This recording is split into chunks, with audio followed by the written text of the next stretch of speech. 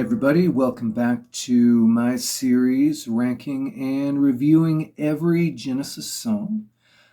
Today we are on number 109, and we're going to go from there all the way up to number 100. If you haven't seen the other episodes in the series, I'll try to link to a playlist. It begins at number 179. I'm Hans from Electric Brain, Electric Shadow, which is a contemporary art rock project that involves influence from Genesis and other bands that try to combine emotional and cerebral appeal. All that being said, let's get underway.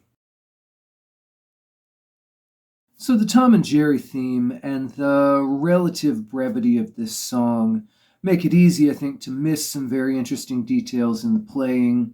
The arrangement switches gears in a really nimble but very organic way that I think kind of mirrors the chase theme, the actions of the song very well.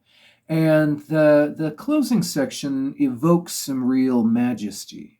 The humor is probably going to be more to some people's taste than others, but if there's any issue there, I think it's more that the vocal line is so crowded lyrically that it's kind of hard for it to have much of an appealing vocal melody. Ultimately, it's a trifle, but it's a trifle that's done with a lot of care and craft, like most of what they did during this period. And, not everything has to be a major work. So the best material from And Then There Were Three, I think, captures the emotional depth and the sonic space of the classic prog years in a kind of a more condensed way. And this song is a really excellent example of how that works. The opening keys are kind of a great big sonic splash. There's a touch of Kashmir in that kind of slow stomp of the verse. The cosmic disco midsection really captures, I think, the sense of disconnection and loss of the experience that's being described.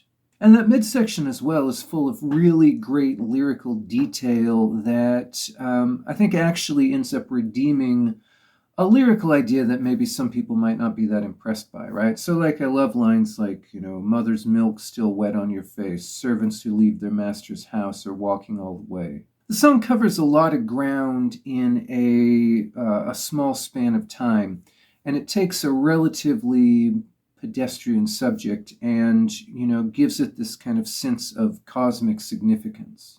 It's a very impressive example of how I think they could still have imagination and depth as the songs became a bit more condensed.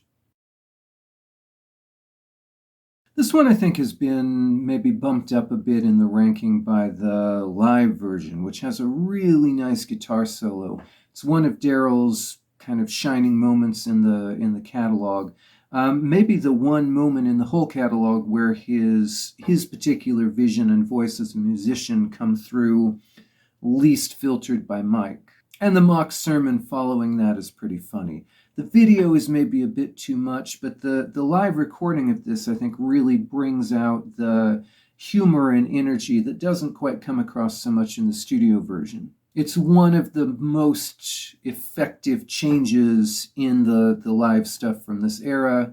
And, it's one of the few times in this period that they did fun effectively, much more so than something like I Can't Dance. This is a weird little song about dystopian paranoia, but what makes it succeed, I think, is the disconnect or the contrast between the eerie verses and then this very aggressively bland chorus, deliberately so. There's a level of creativity and irony in that mismatch that I think is conceptually more advanced and does a better job of kind of uniting sound and idea than a lot of the rest of the first album. And it's one place where those bland backing vocals really work perfectly and are maybe even kind of structurally necessary to make the idea work. This is another Lamb song that maybe doesn't quite work as well out of context, but there are certainly still quite a few things to love here. That weird spastic groove at the beginning really feels like something they only would have done on that album. And the solo does achieve a nice build-up. The ending maybe doesn't hit as hard as it could have. The key sounds are a little underwhelming, and a little more guitar might have helped the impact of it. Ultimately, though, even though this has more of a sense of being necessary as a narrative transition, less as a freestanding song, this was still a period where, anything that they did, they were going to do with a certain level of craft and dedication that would elevate even a relatively minor piece. So Genesis to Revelations is a relatively monotonous album in terms of sound and style. Basically, there are the folky ballads and there are the big kind of awkward rock songs. They're all about 3 minutes long. So ultimately, it's not an album where there's a huge quality gap between the best and the worst songs. Most of the bulk of it showed up a couple videos ago. But as I've been trying to arrange this list, I see that this song has just kind of begun creeping upward and upward. Partly that's because it has kind of a lovely, bittersweet, melancholy melody to it.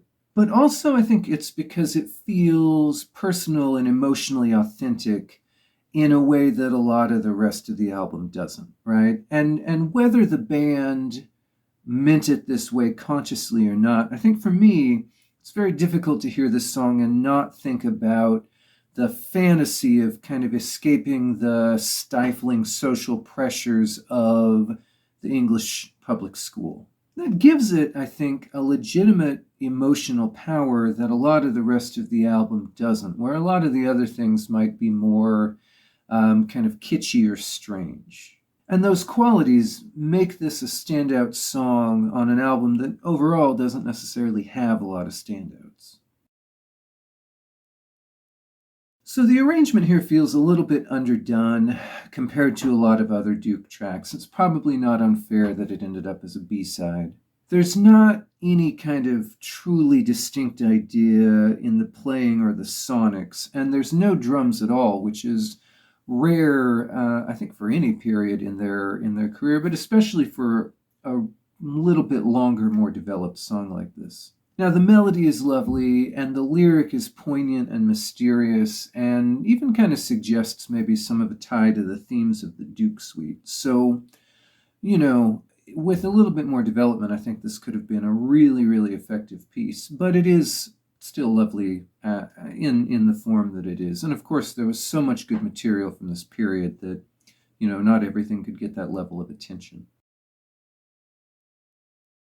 So this song is silly and repetitive and maybe minimally written in certain ways. The main sonic signature is a weird vocal effect, but it's also really just catchy as hell, and the level of build-up that it achieves in 3 minutes is very impressive and also deceptively smooth. It's one of those songs that kind of builds to a crescendo that you almost don't notice until it's all the way there.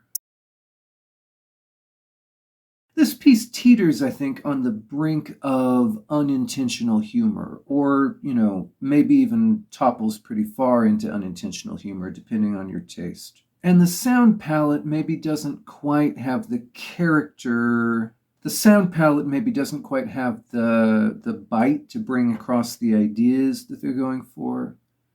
Some of the vignettes are a little more haunting than others. It's hard to feel that sad about the plight of a melting snowman. And the idea of him encountering a mole on his journey to become groundwater is just such an odd, extraneous detail. But at the same time, there's so much daring and character and weirdness in this song, especially in the Lurker section where it goes even further off the deep end.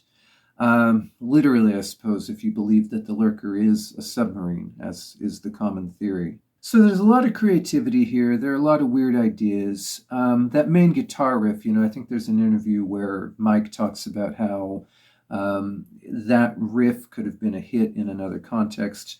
Like a lot of what they did in this period, it's deceptively rhythmically active for being something so kind of dense and odd. So there's a lot to admire here, even if it kind of circles, even if it's so dark that it kind of circles all the way around to silly. The hook here is a little repetitive. Some of the sound choices give it a little bit of almost a sugary quality. But those qualities are offset really brilliantly by the lyric, which has to be the most enigmatic and horrific thing that Mike's ever come up with. So this is a song where the mismatch between sonic tone and subject matter really creates an effect that's interesting and haunting, way above what just the instrumental or just the lyric by themselves would achieve.